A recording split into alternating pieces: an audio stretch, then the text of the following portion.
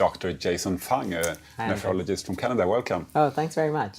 So I just watched a presentation by you. I thought it was really fantastic. Thank you. It was about how we treat diabetics today in the medical system. And you are a nephrologist. You meet diabetics when they've had their disease for a long time and they're really sick, right? Yeah, so I treat people on dialysis. That's a lot of what I do. And it's very disheartening because what happens is that when they develop their disease, they're so sick. But the diabetes itself is actually quite reversible. And that's one of the things that I realized a short while ago. And that's what needs to be understood, is that this is not a disease that needs to progress. But we often tell people that it's a chronic progressive disease, and that's not simply me talking, but if you go to the diabetes associations, whether it's the American Diabetes Association or the Diabetes Australia, they all put out there that this is a chronic disease. And they tell people essentially that you have diabetes, you'll have it for the rest of your life, you might as well get used to it. But the problem is that that's simply not true. And it's actually pretty easy to prove it, because if somebody came up to me and said, I've had diabetes, I was told I had diabetes, I watched my diet, I lost 50 pounds, I cut my carbs, I cut my sugar, and now they took me off of my medication, I'm fine now. That's obviously true. Nobody would say, oh, you're lying, right? So that patient who has lost the weight, who has changed their diet, has increased their exercise, for instance, their diabetes actually got better. And the thing is that if that patient got better, what happens to this idea that this is a chronic progressive disease? Well, obviously it's not true. Because any time that happens, every time it happens, it means that the disease is actually reversible. But you have to know how to reverse it. If you don't know how to reverse it, then you're just going to get worse. And the thing is that the drugs don't actually do anything for the disease. And this is also not controversial, because the thing is that type 2 diabetes is a disease of too much insulin resistance. And that's not controversial. Everybody acknowledges that, right?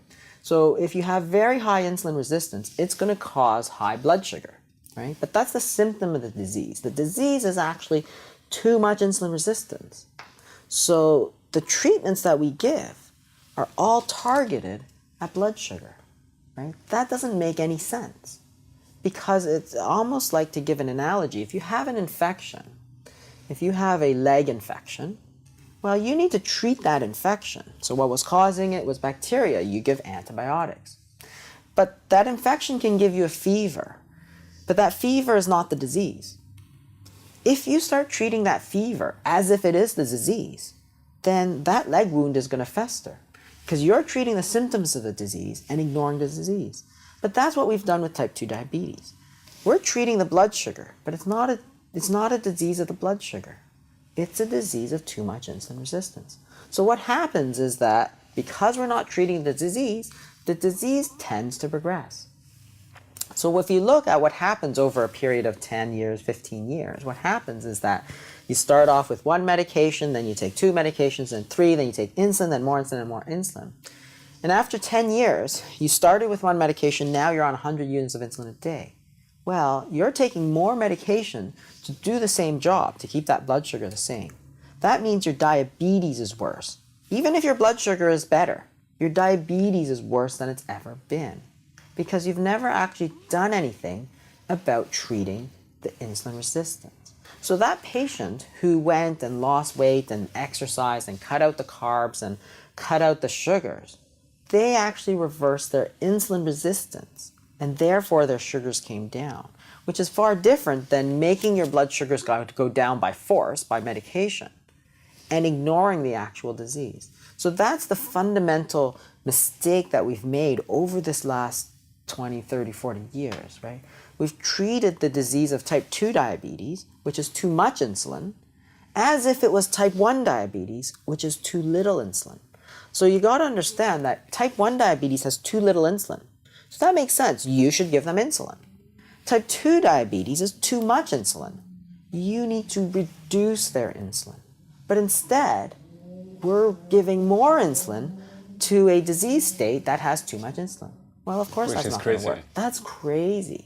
And you had an analogy there as well in your talk. You were saying it's like, that would be like treating an alcoholic with Exactly. So if you have a disease such as alcoholism where it's characterized by too much alcohol, the very last thing you want to do is give more alcohol. And that seems very obvious, right?